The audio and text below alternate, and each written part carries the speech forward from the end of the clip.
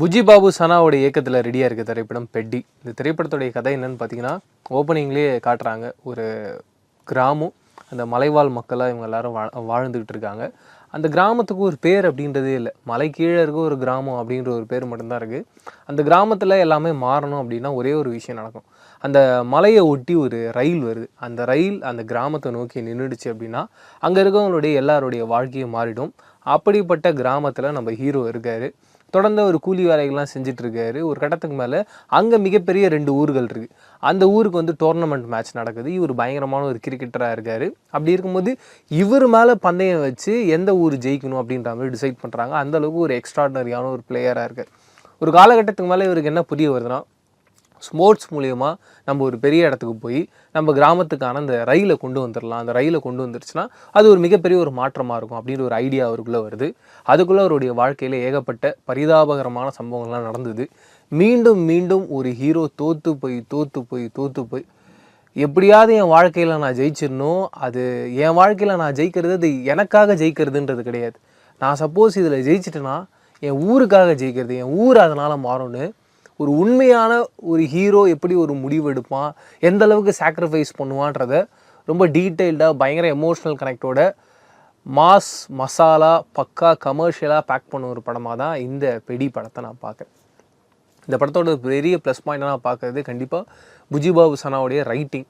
ஏன்னா ரைட்டிங்கில் எனக்கு என்னென்னா, நான் இது வரைக்கும் பார்த்த ஸ்போர்ட்ஸ் ட்ராமா படங்களில் ஒரு ஸ்போர்ட்ஸில் இருப்பாங்க, இல்லை 2 ஸ்போர்ட்ஸில் இருப்பாங்க.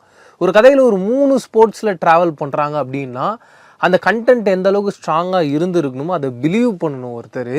அதுக்கு பின்னாடி ஒரு பெரிய ஒரு கிராமம் அப்படின்ற ஒரு கேரக்டரை ஒன்று கொண்டு வராரு. அவங்களுக்குள்ளே இருக்க வலியும் வேதனையும் அப்படின்றது காட்டுறாரு. வேறு 2 கிராமங்களில் காட்டுறாரு. இங்கே ஜாதி பிரச்சனைகளை பற்றி பேசுகிறாரு. ஏகப்பட்ட விஷயங்கள் இந்த கதைக்குள்ளே பேக் பண்ணியிருக்காங்க. அண்டு தொடர்ந்து ஒருத்தன் வெற்றியை பார்த்துக்கிட்டே இருக்கும்போது அவனுக்கு ஒரு மாதிரி எல்லாமே கிடச்சிருச்சு அப்படின்ற ஒரு திமிரும் தெனாவட்டும் தைரியமும் வந்துடும். அப்படி இருக்க ஒரு காலகட்டத்துக்கு மேலே ஒரு இடத்துல எங்கே விழறான், அவன் வாழ்க்கையில் ஒருத்தருடைய சாவு எந்த அளவுக்கு இம்பேக்ட் ஒன்று கொடுக்குது, அது அவனுடைய வாழ்க்கையை எந்த அளவுக்கு மாற்றுது, எந்த அளவுக்கு எக்ஸ்ட்ரீம் அவன் வந்து இதுக்கு முன்னாடி அவன் கண்ணு முன்னாடி இறந்தவங்களை விட ஒரு படி மேலே போய் அவன் வந்து ஒரு சாக்ரிஃபைஸ் பண்ணுறான், அது அந்த கிராமத்துக்கு எந்த அளவுக்கு ஒரு இம்பேக்ட் கொடுக்குதுன்னு லைன் பை லைனாக இந்த கதையை செதுக்கி எழுதியிருக்காரோ அப்படின்ற ஒரு உணர்வு எனக்கு இந்த படம் பார்க்கும்போது வந்தது. அதுக்கு ஃபர்ஸ்ட் ஆஃப் ஆல் ஒரு ரைட்டராகவும் ஒரு டேரக்டராகவும் புஜி பாபு சனாக்கு ஒரு பெரிய ஹேட்ஸ் ஆஃப். இந்த படத்தில் என்ன மாறி இருக்குது அப்படி பார்த்தோன்னா, கண்டிப்பாக இந்த படமும் ஒரு ஹீரோ வர்ஷிப் படம் தான். ஒரு கமர்ஷியல் மீட்டருக்கு என்னென்னலாம் தேவையோ அது எல்லாமே இருக்குது. நான் முன்னாடியே சொன்ன மாதிரி ஒரு ஸ்போர்ட்ஸ் ட்ராமா அப்படின்னு வரும்போது ஒரு ஸ்போர்ட்ஸை காட்டலாம், 2 ஸ்போர்ட்ஸை காட்டலாம், 3 ஸ்போர்ட்ஸை காட்ட முடியும். அதை எங்கேஜிங்காகவும் பண்ண முடியும். அதில் ஆடியன்ஸ் உட்கார முடியுன்ற ஒரு நம்பிக்கையோட ஒரு ஹீரோவும் ஒரு டேரக்டரும் இறங்குறாங்க. அண்ட் அந்த ஹீரோவை பொறுத்தவரைக்கும் ராம் சரண் அவர்கள் எக்ஸ்ட்ராடனரியான ஒரு பர்ஃபார்மருங்க. நம்ம பார்த்துருக்கோம். டான்ஸ்லாம் வேறு லெவலில் வேறு ஒரு லீகில் இருக்குது அவருடைய டான்ஸ்லாம். அப்படி ஒரு பர்ஃபார்மன்ஸ் ஒன்று கொடுக்குறாரு. எஃபர்ட்டுங்க, ஒரு ஸ்போர்ட்ஸுக்கும் அவர் போடுற எஃபர்ட்டு, அவருடைய ஆட்டிடியூடு, ஒன்றும் இல்லை கிரிக்கெட்டராக அவர் இருக்கார், அவருடைய ஸ்டைலு எல்லாமே நம்மளை ஒரு ஹீரோவாக பிலீவ் பண்ண வைக்குதுல்ல.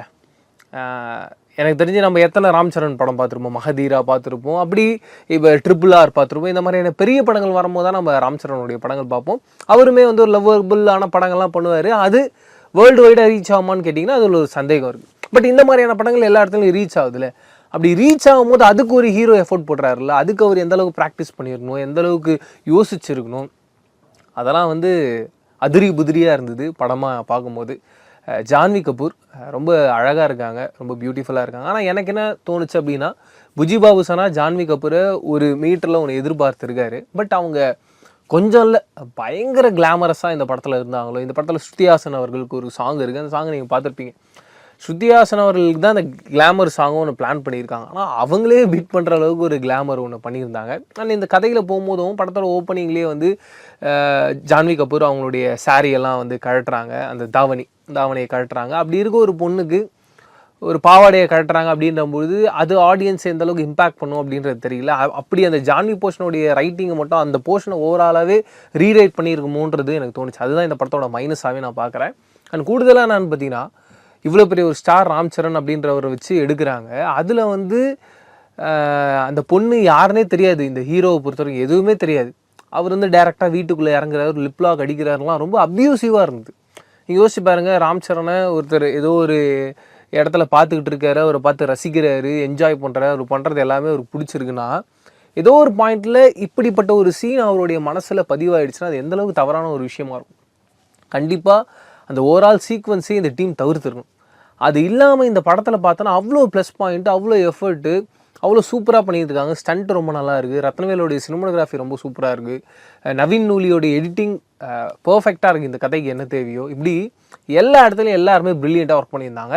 எனக்கு எல்லாரோடைய பர்ஃபார்மன்ஸை தாண்டி ஒருத்தருடைய பர்ஃபார்மன்ஸ் ரொம்ப பிடிச்சது யாருன்னு பார்த்தீங்கன்னா ஜெகபதி பாபு.